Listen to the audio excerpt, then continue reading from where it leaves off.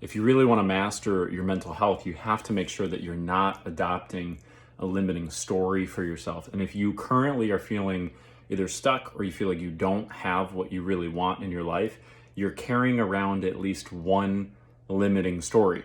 So if you're, say relationship is not going the way that you want and you're feeling depressed or anxious or upset about that, you have at least one current limiting story about why you're not at the level of depth that you want to be with your relationship.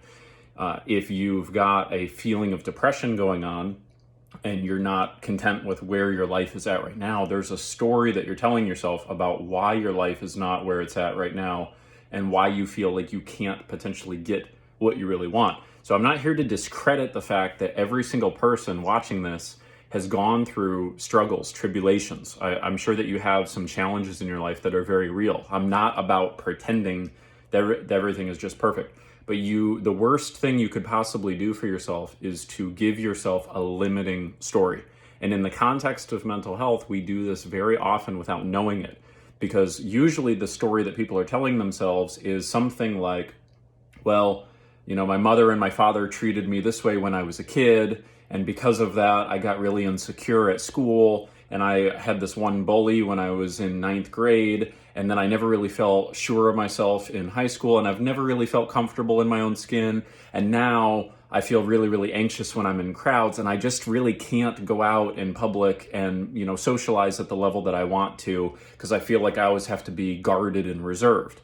So that story that you might tell yourself about the past, whatever it is, may even be very, very factual, which, by the way, usually the stories we tell ourselves are not totally factual. I'll give you one illustration. Most of you watching this probably are old enough to have been alive during September 11th. I know I was pretty young at the time, but I still remember it. Most people remember that day pretty vividly. They have at least a couple of images in their mind where they remember that day. And I'm just asking you to think back, do you remember that? Chances are probably yes. However, you probably don't remember where you were and what you were doing and what the context was of August 11th of that same year. And the reason is September 11th was a deep emotional experience, right? There were a lot of emotional feelings going on that day, and your nervous system locks that into memory a little bit more easily. And so if you did get picked on in school, or your parents did get a divorce, or you were, abandoned as a child and left for adoption, right? Who knows what the case was? Chances are you have a series of memories in your mind that you linked a strong emotional connection to. But here's the important thing about this story. They took interviews of people on the day of September 11th, or excuse me, it was a couple days after September 11th. And they interviewed them and asked them what they saw, what they remembered. And people talked about remembering seeing the planes hitting the buildings and the buildings coming down and all sorts of things. But what they were able to realize was that people were talking about memories from that powerful emotional day that were not factually correct. In their mind, they believed that they literally physically saw the plane hit the building, but they were in a part of the city where it would have been impossible for them to have seen that. So what happens is when we have a deep emotional experience, our mind is changing the memories. So that thing that you think happened exactly the way that you think happened when you were a child or when you were in your teenage years is not even correct. Science has shown that your memories change dramatically over time. In fact, after about a 30-day period, they're really not even about 70% accurate, right? The more you retell the story to yourself, the more the memory itself tweaks and changes over time.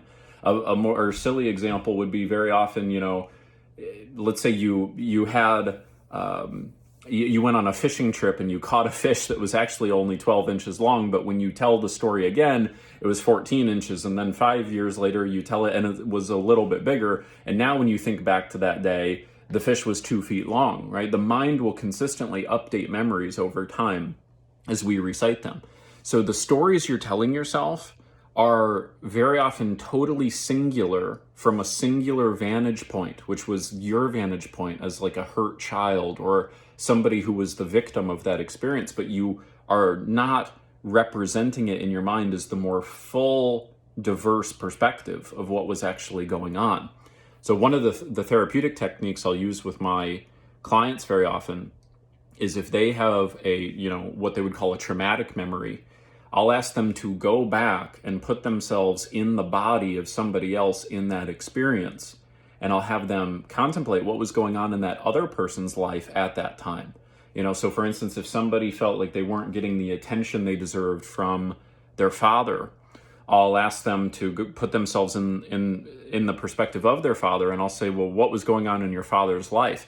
And it's always a revelation for people, because people told themselves the story that their father didn't love them and that, they were verbally, emotionally abused. And I'm not saying that they maybe weren't treated unfairly, but once they put themselves in the perspective of what was going on with their father, very often they'll get a new insight and they'll go, holy cow, my dad was just trying to financially keep the entire house afloat at that time. And no wonder he was totally stressed. And no wonder he snapped at me. And I've snapped at my own kids, for the stress that I've had, right? So you may have a totally factual story, which, by the way, you probably don't. But you have to update that limiting story so that you can live the life that you want to live. People who have an extraordinary, rich quality of life do not consistently tell themselves a story about why they cannot have it. People who are feeling fulfilled and they're feeling like they're growing and they're feeling like they're contributing and they're expanding in their life, constantly reinforce in themselves a story about what they want and how they're going to get it no matter what.